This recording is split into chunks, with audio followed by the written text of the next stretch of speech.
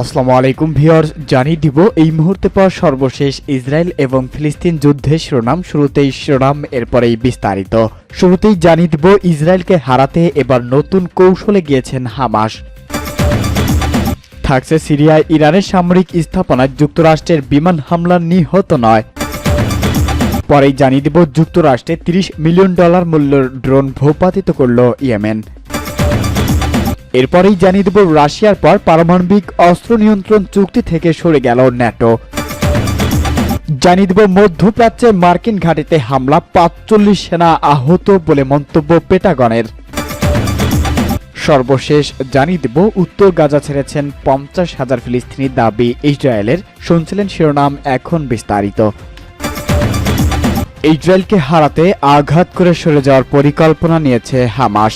উত্তর গাজা উপত্যকায় ইসরায়েলি বাহিনীর বিরুদ্ধে হিট অ্যান্ড রান অ্যাটাক পরিচালনা করেছেন হামাস যোদ্ধারা। তারা ইসরায়েলি বাহিনীর উপর আঘাত করে সরে যাওয়ার কৌশলে যুদ্ধ করে যাচ্ছেন। হামাস গাজা শহর কেন্দ্রে তার প্রধান প্রতিরক্ষামূলক প্রচেষ্টা ফোকাস করতে চায় বলেই এমন করছে বলে ধারণা করছেন ওয়াশিংটন ডিসি ভিত্তিক think tanks institution for the study of ওয়ারের। গাজা শহরের উত্তরে ট্যাঙ্ক বিরোধী রকেট এবং মর্টার দিয়ে ইসরায়েলি বাহিনীকে আক্রমণ করছেন হামাস। তারা তাদের আরও উন্নত অস্ত্র ও কৌশল সংরক্ষণ করছে, যা হামাসের দীর্ঘ যুদ্ধ এবং ইসরায়েলকে যুদ্ধবিরতির বাধ্য করার উদ্দেশ্যে তার সামঞ্জস্যপূর্ণ। থিঙ্ক ট্যাঙ্কস বলেছেন হামাস আরও জটিল বা উন্নত সিস্টেম এবং কৌশল ব্যবহার করেননি। হাউসবর্ন ইমপ্লোজিভ ডিভাইস, পেনিন্টর অ্যাডভান্সড অ্যান্টিট্যাক মিসাইলস অথবা বড় এবং জটিল ইম্প্রোভাইজড ডিভাইসের ব্যবহারের এখনো শুরু করেনি তারা আরো জানায়, এ থেকে বোঝা যায় যে হামাস গাজা উপত্যকায় গাজা শহরে তার প্রচেষ্টাকে গুরুত্ব দিচ্ছে। এদিকে ইসরায়েল ব্যাপক হারে অস্ত্র রপ্তানি বাড়িয়েছে। জার্মানি গণমাধ্যম বরাত দিয়ে কথা জানিয়েছেন বার্তা সংস্থা আনাদুল এজেন্সি। গাজা অবশ্যই ভবিষ্যতে ইসরায়েলের জন্য হুমকি হবে না। ফিলিস্তিনিদের অবশ্যই গাজা থেকে বিতাড়িত করা যাবে না এবং গাজা উপত্যকার কোনো দখল বা আয়তন কমানো যাবে না। ব্যাপক মনে করেন ফিলিস্তিনিদের উপর জোর করে কোনো রাজনৈতিক সমাধান করা উচিত নয়। সূত্র আল জাজিরা এবং মিডল ইস্ট মনিটর। সিরিয়ায় ইরানের সামরিক স্থাপনায় যুক্তরাষ্ট্রের বিমান হামলায় নিহত নয়। এবার যুক্তরাষ্ট্র বিমান হামলা চালানো ইরানের সঙ্গে যুক্ত সিরিয়ার সামরিক স্থাপনায় মার্কিন সেনাদের উপর হামলার প্রতিক্রিয়ায় এই হামলা চালানো হয়েছে। এতে 9 জন নিহত হওয়ার খবর পাওয়া গেছে। যদিও প্রাণহানির বিষয়টি স্বাধীনভাবে নিশ্চিত করা যায়নি। এক প্রতিবেদনে ওই তথ্য জানিয়েছেন বার্তা সংস্থা এএফপি। হামলার শিকার ওই স্থাপনাটি অস্ত্র সংরক্ষণ কেন্দ্র হিসাবে ব্যবহৃত হতো বলে জানা গেছে।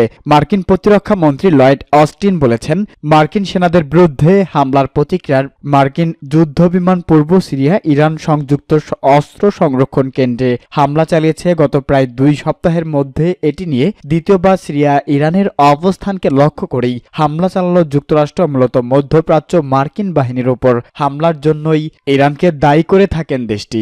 অস্টিন এক বিবৃতিতে বলেছেন, ইরানের Islamic Revolution Guard Corps IRGC এবং সহযোগী গোষ্ঠীগুলো ব্যবহৃত পূর্ব সিরিয়ার একটি স্থাপনায় মার্কিন সামরিক বাহিনীর আত্মরক্ষামূলক হামলা চালিয়েছে। 2টি মার্কিন F-15 যুদ্ধ বিমান ব্যবহার করে এই অস্ত্র সংরক্ষণাগারে হামলা চালানো হয়েছে। উল্লেখ্য, আইআরজিসি কুদস ফোর্সের সহযোগীরা ইরাক এবং সিরিয়ায় মার্কিন সেনাদের বিরুদ্ধে ধারাবাহিক যে আক্রমণ চালিয়ে আসছে, সেটিরই প্রতিক্রিয়ায় এই নির্ভুল আত্মরক্ষামূলক হামলা চালানো হয়েছে। তাদের সুরক্ষার জন্য প্রয়োজনীয় আরও ব্যবস্থা নিতে সম্পূর্ণ প্রস্তুত যুক্তরাষ্ট্র। এর আগে গত অক্টোবরের শেষের দিকে সিরিয়ায় ইরানের 2টি সামরিক স্থাপনায় হামলা চালায় মার্কিন বিমান বাহিনী। যুক্তরাষ্ট্রের প্রেসিডেন্ট জো বাইডেনের নির্দেশেই এই হামলা চালানো হয় বলে সে সময় এক সংবাদ সম্মেলনে জানান প্রতিরক্ষা মন্ত্রী অস্টিন। এছাড়া ইরান যদি ইসরায়েল ও হামাসের যুদ্ধের সুযোগ নিয়ে মার্কিন বাহিনীকে আক্রমণ করে, সেক্ষেত্রে ভবিষ্যতে এ ধরনের আরও হামলা হবে বলে সে সময় সতর্ক করে দিয়েছেন মার্কিন এই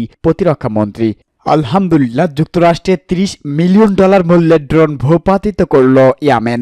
এবার ইয়েমেনের বিদ্রোহী গোষ্ঠী হুতিরা যুক্তরাষ্ট্রের একটি MQ-9 রিপার ড্রোন ভূপাতিত করেছেন। বৃহস্পতিবার ব্রিটিশ সংবাদ মাধ্যম বিবিসির এক প্রতিবেদনে এই তথ্য জানানো হয়েছে। তবে তাদের এয়ারক্রাফটটি সামরিক ছিল কিনা বা কোথায় উড্ডয়নকালে এটি ভূপাতিত করা হয় সে বিষয়ে কোনো তথ্য দেয়নি পেটাগন। মানুষবিহীন MQ-9 সিরিজের এই বিমানটি ইয়েমেনের উপকূলে ভূপাতিত করা হয়েছে বলে বলে জানা গেছে। ভূপাতিত করা MQ-9 রিপার ড্রোন মূলত গোয়েন্দা তথ্য সংগ্রহ করে, তবে এটি আকাশের যে কোনো লক্ষ্যবস্তুর উপর হামলা করতেও সক্ষম। তবে ইয়েমেনের বিদ্রোহী গোষ্ঠী হুতিরা জানিয়েছেন তারা উপকূলীয় এলাকায় আকাশ সীমায় একটি ড্রোন ভূপাতিত করেছেন। যুক্তরাষ্ট্রের সিনিয়র কর্মকর্তারা এই বিষয়টি নিশ্চিত করেছেন। এর আগেও ইয়েমেনে এই বিদ্রোহী গোষ্ঠী MQ-9 রিপার ড্রোন ভূপাতিত করেছেন। 2019 সালের সর্বশেষ তারা এই সিরিজের ড্রোন ভূপাতিত করেছে। এ ধরনের একটি ড্রোনের মূল্য $30 মিলিয়ন কাছাকাছি। রাশিয়ার পর পারমাণবিক অস্ত্র নিয়ন্ত্রণ চুক্তি থেকে সরে গেল ন্যাটো। মার্কিন নেতৃত্বাধীন সামরিক জোট ন্যাটো রাশিয়ার সঙ্গে সংরক্ষিত অস্ত্র নিয়ন্ত্রণ বিষয়ক একটি চুক্তি স্থগিত করেছেন। রাশিয়া আনুষ্ঠানিকভাবে ন্যাটোর সঙ্গে এই অস্ত্র নিয়ন্ত্রণ বিষয়ক চুক্তি স্থগিত করেছেন বা CFI থেকে নিজেকে প্রত্যাহার করে নেওয়ার পর এই উদ্যোগ নিল ন্যাটো। ক্রেমলিন বলেছেন স্নায়ুযুদ্ধের সময় এই সই হওয়া এই যুদ্ধে অনেকটাই অকেজো হয়ে পড়েছিল এবং এটি এখন বাস্তবতা বিবর্জিত হয়ে গেছে। 1990 সালে শীতল যুদ্ধে একেবারে শেষ দিকে তৎকালীন সোভিয়েত ইউনিয়নের সঙ্গে ন্যাটো জোটের ট্রিটি অন কনভেনশনাল আর্ম ফোর্সের এই ইউরোপ বা CF চুক্তি সই হয়েছে। চুক্তিটি কনভেনশনাল আর্ম ফোর্সের ইন ইউরোপ বা CF চুক্তি সই হয়েছিল। চুক্তিতে ইউরোপে মোতায়েন ট্যাঙ্ক, সাহায্যযান, কামান, হেলিকপ্টার ও যুদ্ধ বিমানের সংখ্যা সীমিত রাখার কথা বলা হয়েছে। রাশিয়ার পররাষ্ট্র মন্ত্রণালয়ের অস্ত্র নিয়ন্ত্রণ চুক্তি CFE থেকে বেরিয়ে যাওয়ার ঘোষণা দিয়েছেন। CF শেষ পর্যন্ত ইতিহাসের রূপান্তরিত হল। রাশিয়া এই চুক্তি থেকে বের হয়ে যাওয়ার জন্য 2007 সালে প্রাথমিক পদক্ষেপ নিয়েছিল। রুশ পররাষ্ট্র মন্ত্রণালয় জানায় প্রকৃতপক্ষে এই চুক্তি কিছু ক্ষেত্রে স্থিতিশীলতা প্রতিষ্ঠার ভূমিকা রেখেছে ঠিক, তবে এটিতে বৃহত্তর পরিসরের ন্যাটো জোট উপেক্ষা করছে, ফলে এই চুক্তি রাশিয়ার স্বার্থ রক্ষা করতে ব্যর্থ হয়েছে।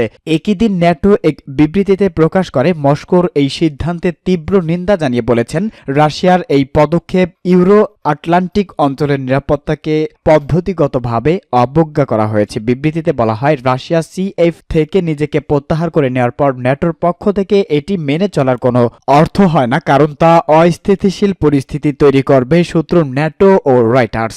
মধ্যপ্রাচ্যের মার্কিন ঘাঁটিতে হামলা, 45 সেনা আহত বললেন পেটাগন। সম্প্রতি সিরিয়ার আত্তানাফ ও ইরাকের আইন আল আসাদ মার্কিন সামরিক ঘাঁটিতে সংঘটিত হামলায় 45 মার্কিন সেনা আহত হয়েছেন। যুক্তরাষ্ট্রের প্রতিরক্ষা সদর দপ্তর পেটাগন এই তথ্য নিশ্চিত করেছেন। পশ্চিম এশিয়ার মার্কিন ঘাঁটিতে ওই হামলার কারণে আহত মার্কিন সেনাদের মধ্যে 24 জন মস্তিষ্কের ট্রমায় আক্রান্ত হয়েছে। তাদেরকে চিকিৎসার তত্ত্বাবধানে রাখা হয়েছে বলে জানা গেছে। উল্লেখ্য, গত 17 অক্টোবর থেকে এই পর্যন্ত ইরাক ও সিরিয়ায় অবস্থিত মার্কিন ঘাঁটিগুলোতে 38 দফা হামলা হয়েছে। পেটাগনের মুখপাত্র ব্রিগেডিয়ার জেনারেল প্যাট্রিক রাইডার বলেছেন গাজায় বর্বর আগ্রাসন বন্ধ দাবিতে ইরাকের ইসলামিক প্রতিরোধ সংগঠনগুলো ইরাকের পাশাপাশি সিরিয়ায় অবস্থিত এই মার্কিন ঘাঁটিগুলোতে হামলা চালিয়ে আসছে। এসব হামলার কারণেই গত এক সপ্তাহে যুক্তরাষ্ট্র কর্তৃপক্ষ ইরাকে মোতায়েনের সামরিক ও বেসামরিক কর্মকর্তা কর্মচারীদের 2/3 দেশ থেকে সরিয়ে নিয়েছেন।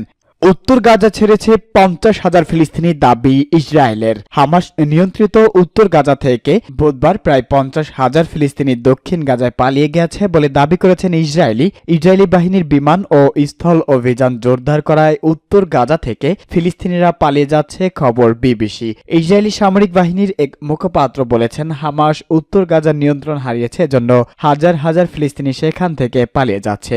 এদিকে জাতিসংঘের মানবাধিকার কমিশন ইসরায়েল ও হামাস উভয়ের বিরুদ্ধেই যুদ্ধ অপরাধের অভিযোগ তুলেছেন। 7 অক্টোবর থেকেই গাজায় ইসরায়েলি হামলায় কমপক্ষে 10,569 ফিলিস্তিনি আহত হয়েছেন, আর এ সময় ইসরায়েলি নিহত হয়েছেন 1,400 জন।